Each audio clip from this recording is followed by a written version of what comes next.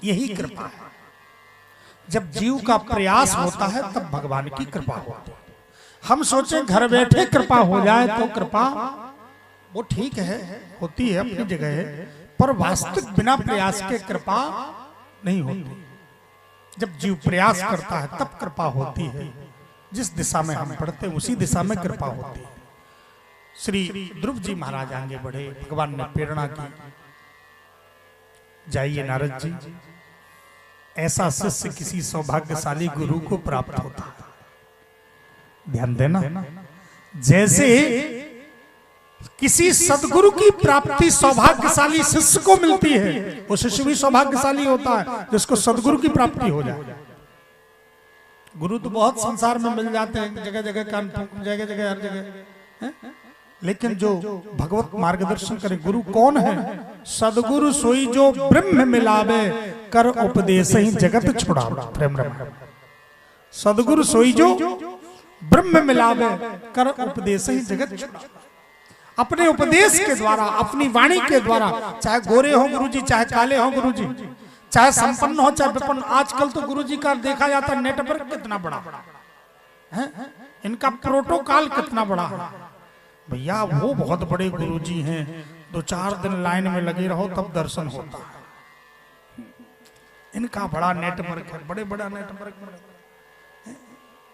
गुरु शब्द का जो अभिप्राय होता है, गुरु शब्द का अभिप्राय है जो अंधकार से प्रकाश की तरफ ले जाए, जो हमें मार्गदर्शन करे, जिसकी वाणी के द्वारा हमें संसार से वैराग्य और भगवान से अनुराग बढ़ने लगे, वही गुरु का दर्शन होता है, वही गुरु का परिचय होता है, वही सदगुरु।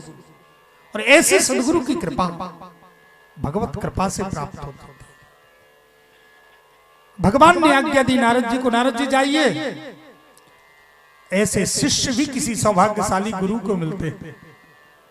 और श्री नारद जी आए, पहले तो थोड़ा परीक्षा लिए, बेटा यहाँ क्या करोगे, जंगल में बहुत दिक्कत है, हिंसक जीव है, क्या खाओगे पियोगे? अरे तुम्हें अगर अपमान कर दिया तुम्हारे पिता ने तो मैं जाकर के समझा दूंगा, राज्य मिल जाएगा और तुम्हें पूरा राज्य दिलवा दूंगा। ध्रुव जी ने कहा, पिता गुरुजी अब मैं वापस नहीं जाऊंगा, मेरी माँ ने कहा है कि भगवान का दर्शन करके आना, तो अब मैं उनका दर्शन करूंगा, उन्हीं से मांगूंगा। मुझे तो ये बताएं भगवान कैसे मिलेंगे? इस दृढ़ता को देख करके नारद जी ने प्रतीक्षा मंत्र दिया, बेटा भगवान की प्राप्ति शरणागति से होती है। भगवान की प्राप्ति का एकमात्र साधन है भगवान की शरणागति। बिना दीक्षा के, बिना मंत्र के भगवान पर हमारा अधिकार नहीं होता। जैसे एक कन्या का अधिकार पति पर तभी होता है जब उसका विवाह होता है। बिना विवाह के कोई पति नहीं बनता, बन जाता है क्या?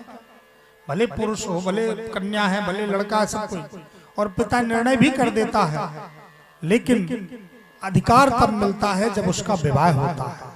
मंत्र के द्वारा कन्यादान का संकल्प होता है।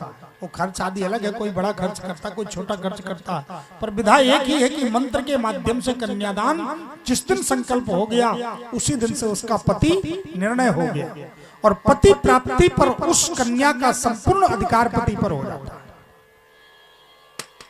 यहां तक कि अगर लड़की अनपढ़ भी है और मास्टर के साथ विवाह हो गया तो मास्टर नहीं कहलाने लगती। एक सूजी नहीं जानती, एक टेबलेट नहीं जानती, डॉक्टर के साथ विवाह हो गया तो डॉक्टर नहीं कहलाने। जो पति प्राप्त हुआ है उसकी पूरी प्रॉपर्टी हो जाती है, वो खुद कमाए, आप स्वयं समझिए। ये भक्ति का सिद्धांत है। हम मनमानी ढंग से अगर भगवान का आराधना करेंगे तो भटकाव होगा। गुरु की जरूरत क्यों होती? गुरु मार्गदर्शन करते हैं। हमारा ये इष्ट है, हमारा ये मार्ग है, हमारा ये मंत्र है, इसी मंत्र पर, इसी इष्ट पर हमारा अधिकार। जैसे एक कन्या का पति पर अधिकार होता है कि इस पर तुम्हारा अधिकार है, इसकी संपत्ति पर अधिकार, इसके शरीर पर अधिकार, इसके सम्मान पर अधिकार, अधिकार पूर्वक वो रहती है। ऐसे ही भक्त का उस भगवान पर अधिकार हो जाता है गुरु के माध्यम से। जब गुरु मंत्र देता है तो मंत्र की शक्ति से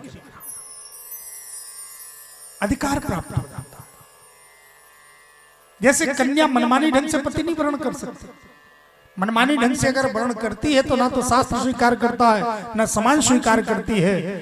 उसको पति प्रदान करने का अधिकार पिता को होता है। पिता जिस पति को प्रदान कर देगा वही कन्या के लिए अधिकार हो जाएगा। उसी दिन से उसकी संपत्ति कहलाएगी। जो लोग साधारण कह देते बिना मंत्र के, बिना दीक्षा के, बिना गुरु के हमें कोई पुण्य नहीं मिलता, एक साधारण भाषा जानता है। पुण्य तो महाराज साधारण है। कोई भी साधन का फल तभी निर्णय होता है जब हम दीक्षा मंत्र प्राप्त करते, गुरु वर्ण करते। कैसे? जैसे भले ही कन्या माता पिता के यहाँ रहती है, पढ़ती है, लिखती है, माता पिता बिटिया को खर्च देते हैं, कपड़ा देते हैं, सब कुछ करते हैं, मकान में रहती है, लेकिन उस कन्या का ना तो वो घर कहलाता है वास्तविक, ना उसकी कोई प्रॉपर्टी कहलाती है।